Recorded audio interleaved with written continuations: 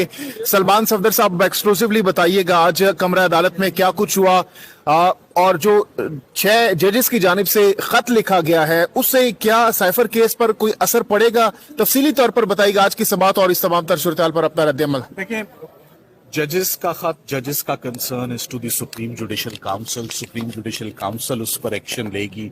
I am no one to comment on it. वो जजेस के कंसर्न्स हैं, इंशाल्लाह वो कंसर्न्स जरूर एड्रेस होने चाहिए। It's a serious matter. It is a very concerning matter for the bar, for the judiciary, for everyone. So I'm sure कल से वो मैं देख रहा हूँ सोशल मीडिया पे talk of the town, talk of the country, वो already बनी हुई है वो चीज। So इसको तो हम सुप्रीम जुडिशल काउंसिल के लिए छोड़ते हैं। मैं स्ट्रिक्टली कमेंट करूंगा आज की कार्रवाई के ऊपर। आज की कार्रवाई में सबसे पहले तो हमेशा ये सवाल पूछा जाता है, कुछ कंसर्न्स थे बहुत सारे लोगों के कि ये केस रिमांड होने जा रहा है। मेरी ये कभी भी ऑब्जर्वेशन या रीडिंग नहीं थी कि ये केस रिमांड का केस है, क्योंकि मेरे पास कुछ अपने एंगल्स हैं केस को देखने के, या केस को जिस एंगल से या प्रीवियस अटेम्प्ट्स को मैं देख रहा हूँ।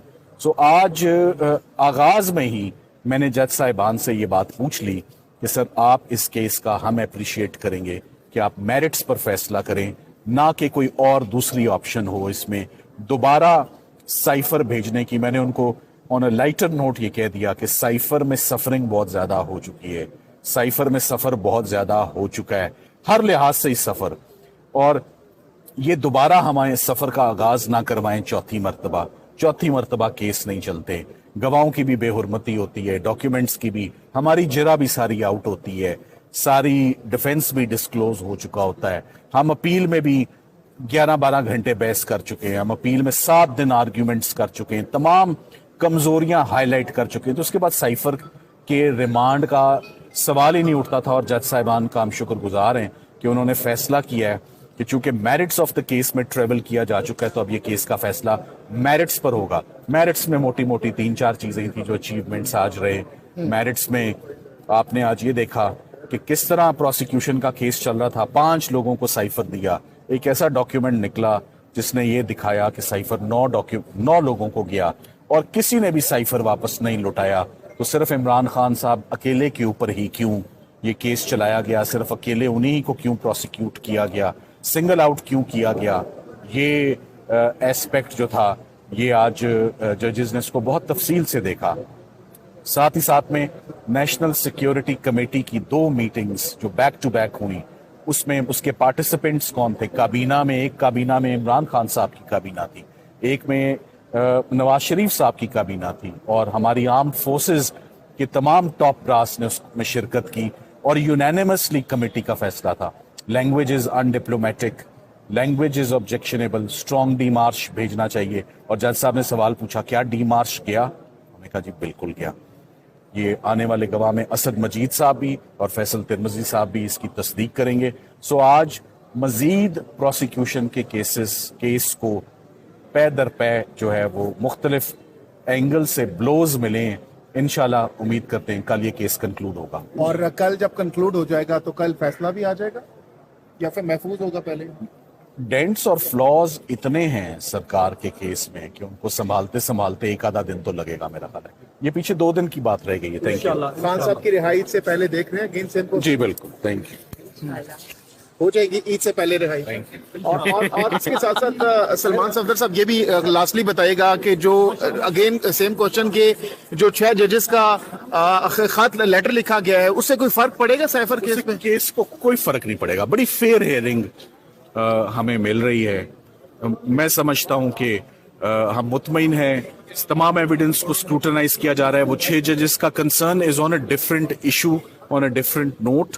वो आपके इल्म में सुप्रीम जुडिशल काउंसिल इंशाल्लाह उसको जरूर देखेगी। अच्छा, जजेस ने कहा कि ये जो फैसले करवाए जाते हैं तो वो नो कमेंट्स। देखिए, ये बात मैंने कोर्ट में तो नहीं कही है, मुझे नहीं पता आपने ये बात कहाँ सुनी है। मैं अदालत में जो दलाइल देकर आया हूँ वो सारे आपने सुन लिए। जो अदालत में मैंने दलाइल दिए, तो अदालत में जो दलाइल हैं वो आपके सामने हैं, रिपोर्टिंग आप उसके ऊपर कर रहे हैं। काफ़ी ऐसे डॉक्यूमेंट्स आज कोर्ट्स के सामने आ गए हैं। एक तो आज बात बार बार जब मैं आता था तो आप लोग सबसे पहले मुझसे एक सवाल पूछते थे کہ کیس ریمانڈ ہو رہا ہے، یہ ریمانڈ ہو رہا ہے، یہ ریمانڈ ہو رہا ہے، میں ہر بار ایک ہی جواب دیتا تھا، یہ کیس ریمانڈ نہیں ہوگا۔ ججز اس کو اس تفصیل سے سننے کے بعد اور اس کے حالات و واقعات دیکھنے کے بعد اس کیس کو ریمانڈ نہیں کریں گے۔ تو آج وہی بات رادر دین کہ یہ بات ہوا میں رہتی، میں نے ہمت کر کے جج صاحبان سے یہ بات پوچھ لی اور انہوں نے یہ بات کلیئر کر دی کہ یہ کیس ریمانڈ نہیں ہوگا، یہ کیس ریمانڈ نہیں ہوگا، یہ کیس کا فیصلہ میرٹس پر ہوگا اور میرٹس پر ہم اس میں آگے بڑھیں گے اور میرٹس پر ہی آج ہم آگے بڑھے۔ فورن آفس کے بے شمار گواہوں کو آج پڑھا گیا۔ آج کا سب سے جو میجر بلو سرکار کے کیس کو ہم نے دینے کی کوشش کی ہے، یہ اب دیکھنا ہے جج صاحب اس ایویڈنس کو کیسے دیکھتے ہیں۔